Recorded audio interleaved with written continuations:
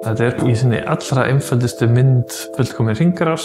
Við tökum á móti plasti og skilum sama plastið tilbaka nema við erum búin að umbreyta forminu í nýja nytjahluti.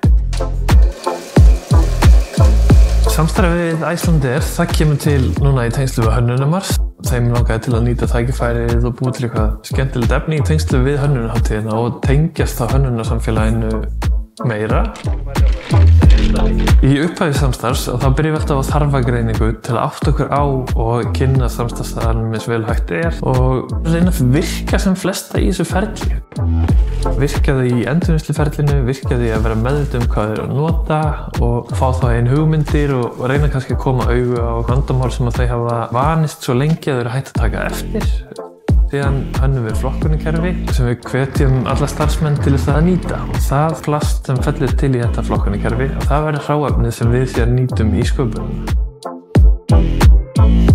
Allir hugmyndafundir og allt gengur voðalega greitt og vel fyrir sig og okkur fannst það kjörið til að reyna að kreista út einhverjar skemmtilegar hugmyndir og þannig var þess að fyrsta afurð til sem töskumerking fyrir viðskiptavini Icelandair.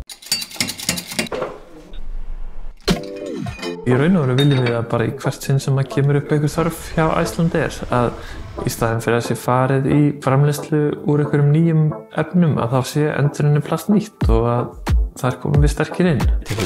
Og það svona punchline með þessu öllu, að plast getur verið verðmætt hráefni og við erum bara að reyna að predikera og kenna það í gegnum þessi samstörf.